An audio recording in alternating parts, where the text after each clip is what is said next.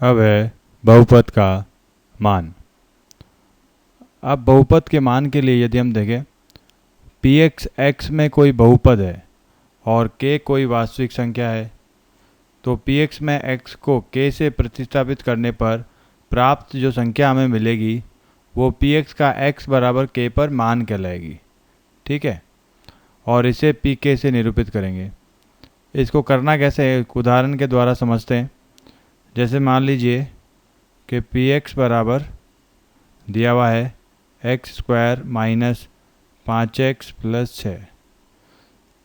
अब मैं P x का मान निकालना चाहता हूँ x बराबर 2 पर। तो ये होगा जहाँ जहाँ x आ रहा है वहाँ पे 2 रखेंगे, तो ये जगह P2 बराबर x का वर्ग मतलब 2 का वर्ग माइनस 5x, x इसके गुणा में है 5 के, तो 5 इंटू 2 प्लस 6 आ जाएगा। 2 का वर्ग हमें ज्ञात है 4 होता है, माइनस 5 गुणा 10 6 हो गया, 10 हो गया, 5 दूनी 10 प्लस 6 बराबर 6 प्लस 4 10, 10 माइनस 10 ये आ गया 0। तो ये हो गया पी एक्स का x बराबर 2 पर मान। तो किसी भी बहुपद का मान x का वो होता है मान जो उसमें रखने पर प्राप्त होता है। तो x का मान दिया हुआ होगा, पी एक्स का भी दिया हुआ होगा, हम मान ज्ञात कर लेंगे। आगे चलते हैं। इससे आगे एक परिभाषा आती है शून्यक की। जैसे अभी मैंने पी एक्स का मान निकाला x बराबर 2 पे, तो पी एक्स क्या हो गया, P2 क्या हो गया, 0 हो गया, मतलब P2 बराबर 0 है। तो जब भी बहुपद का मान x के मान पर 0 हो रहा है तो वो बहुपद का शून्यक कहलाएगा। ये जो मान है ये बहुपद का शून्यक है। ये मान बहुपद का क्या है, शून्यक। तो इसकी परिभाषा हम लिखते हैं। एक वास्तविक संख्या k बहुपद px का शून्यक कहलाती यदि pk बराबर 0। तो इसको अलग अलग उदाहरण से समझते हैं। जैसे मान लीजिए px बराबर x का वर्ग माइनस 2x प्लस 1 है। x बराबर यदि मैं 1 रखता हूँ, 1 रखने पर यह बनेगा p1 बराबर 1 का वर्ग माइनस 2 गुणा 1 प्लस 1। 1 का वर्ग 1 माइनस 2 गुणा 1 2 प्लस 1, 1 प्लस 1 2 माइनस 2 0 आ गया। तो हम कहेंगे x बराबर 1 इस बहुपद का क्या हुआ, शून्यक हुआ। ठीक है। अब आगे पढ़ते हैं हम बहुपद के शून्यकों का ज्यामितीय अर्थ। बहुपद के शून्यकों का ज्यामितीय अर्थ। सबसे पहले हमारा बहुपद आएगा रेखिक बहुपद। रेखिक मैं पहले ही बता चुका हूँ कि यदि x की घात 1 है तो वो बहुपद रेखिक बहुपद होगा। जैसे यहाँ पर ax प्लस बी है। उदाहरण के लिए मैं एक बहुपद मान लेता हूँ y बराबर 2x प्लस 3। ठीक है। अब मैं इसका ग्राफ बनाऊंगा ताकि इसका ज्यामिति रूप हमें पता पड़े। तो x के अलग अलग मान रखता हूँ और y के अलग अलग मान ज्ञात करता हूँ। तो x बराबर सबसे पहले मैंने 0 रखा, तो y बराबर हो जाएगा 2x। 2x मतलब x की जगह 0, तो 2 गुणा 0 तो हो गया 0 प्लस 3, तो y बराबर 3 हो गया। तो निर्देशांक के रूप में यदि लिखें तो x का मान 0 है, y का मान 3 है। फिर मैं x बराबर 0 नहीं रखता हूँ, y बराबर 0 रखता हूँ। तो y का मान 0 रखा यहाँ पर, तो जगह 0 बराबर 2x प्लस 3, या फिर प्लस 3 को यहाँ ले लो तो माइनस 3 बराबर 2x। 2 इसके गुणा में है x के, तो यहाँ भाग में आ जाएगा माइनस 3 बटा 2 बराबर x। इससे भी एक निर्देशांक प्राप्त हुआ हमें क्या, x का मान माइनस 3 बटा 2 है और y का मान क्या है, 0 है। अब इसके ग्राफ को यदि हम बनाएं,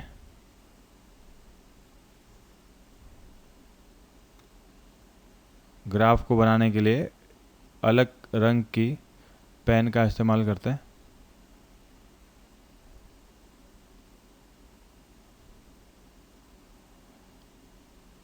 तो 0,3 कहाँ पे आएगा?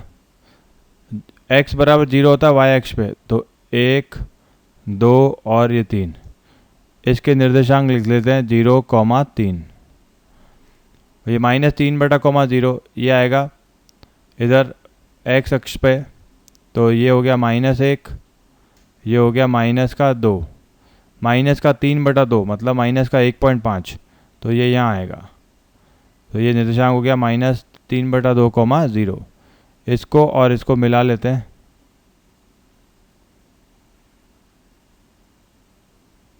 तो ये हमारे पास रेखा आ गई। रैखिक बहुपद को जब भी हम ग्राफ बनाएंगे तो हमें एक रेखा प्राप्त होगी, और यदि हम जानना चाहें कि इसके कितने शून्य हैं, तो कोई भी बहुपद x अक्ष को जितने बिंदुओं पर प्रक्षेपित करता है उतने ही उसके शून्यक होंगे। अभी यहाँ पे x अक्ष पे एक ही बिंदु पर प्रतिच्छेदन हो रहा है, तो ये शून्यक हो गया उसका। इसका अर्थ ये शून्यक है, x का वह मान जो x अक्ष पर हमें प्राप्त हो रहा है बहुपद और x अक्ष के प्रतिच्छेदन बिंदु से। ठीक है, तो x बराबर -3/2 इसका क्या हो गया? शून्यक हो गया।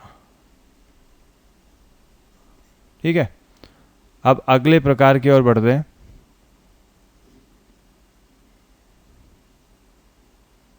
अगले प्रकार की ओर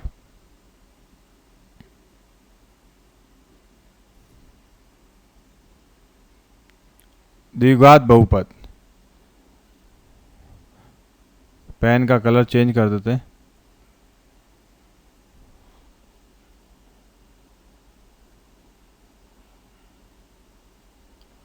द्विघात बहुपद, इसकी घात से पता लग रहा है कि इसकी घात 2 है, तो इसके 2 शून्यक आएंगे। स्थिति एक क्या है वह जरा मैं बताना चाहूँगा। कोई भी द्विघात समीकरण जो होती है उसका एक विविक्तिकर होता है। विविक्तिकर का अर्थ है विविक्तिकर, इसको डी से लिखते हैं अंग्रेजी में, ये होता है b² - 4ac। ठीक है, अब ये 4ac क्या है?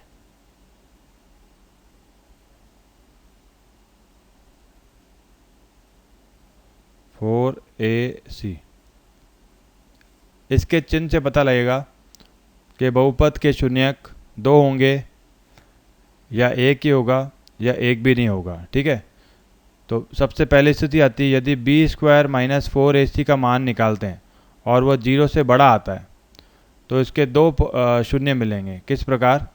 जैसे मैं ग्राफ बनाऊं तो कोई भी द्विघात समीकरण जो होती है वो एक परवलय को बताएगी। परवलय एक प्रकार का वक्र होता है, इस प्रकार का।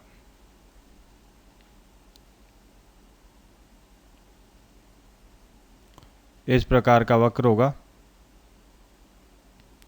अब यहाँ पर ध्यान से देखें तो 1 और 2 x अक्ष पर 2 प्रतिच्छेदन बिंदु मिल रहे हैं, तो 2 जगह पर वक्र काट रहा है, तो इसके 2 शून्यक होंगे। 2 शून्यक,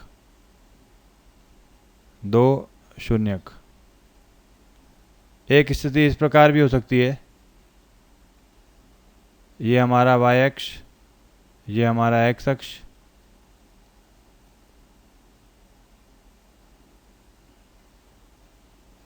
ऐसी स्थिति भी हो सकती है।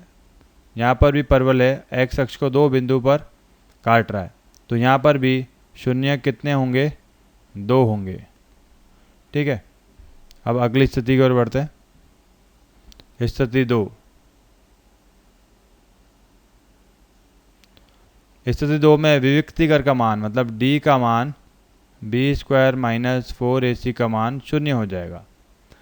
तो प्रबल्य की स्थिति ऐसी प्राप्त होगी, ये हमारा y अक्ष, ये x अक्ष, परवलय इस प्रकार का होगा। इसको x का प्रतिच्छेदन बिंदु जो होगा वो एक ही होगा, या फिर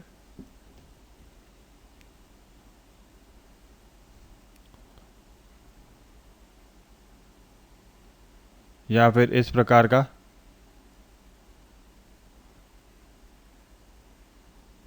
एक्स अक्ष का प्रतिच्छेदन बिंदु एक ही है, तो यहाँ पर शून्यक कितने होंगे?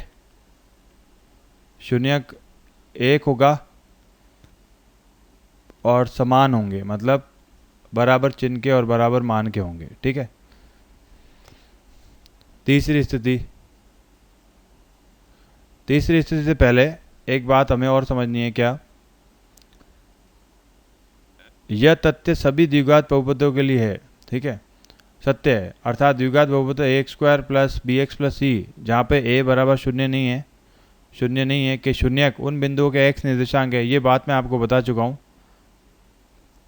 कि कोई भी वक्र एक्स अक्ष को जितने बिंदु पर प्रतिच्छेद करता है वो उसके शून्यक होते हैं। जैसे ये दो इसके शून्यक है, ये शून्यक है, तो एक्स का वह मान जो उस वक्र एवं एक्स अक्ष के प्रतिच्छेदन द्वारा प्राप्त होता है, मतलब दोनों वक्र और एक्स अक्ष जो काटेंगे वो हमारा शून्यक होगा। तो y बराबर x square plus b x को निरूपित करने वाला परवलय एक्स अक्ष को प्रतिच्छेद करता है, ये परवलय है।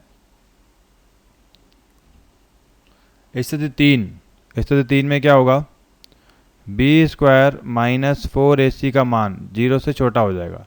इस स्थिति में एक भी शून्य नहीं होगा, एक भी शून्यक नहीं होगा।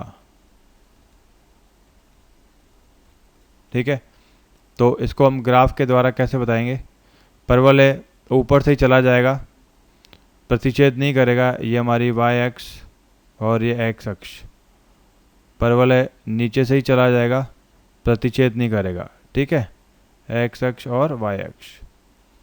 तो ये हमारी स्थिति पैदा होगी। अच्छा, इसमें एक बात और अच्छी है कि परवलय का जो मुंह है, मतलब इसका मुंह ऊपर होगा या नीचे होगा, ये किससे पता पड़ेगा? ये ए से पता पड़ेगा। ठीक है, यदि ए का मान 0 से बड़ा है तो परवलय हमेशा ऊपर की तरफ जाएगा, और यदि ए का मान 0 से छोटा है तो परवलय नीचे की तरफ जाएगा। ठीक है।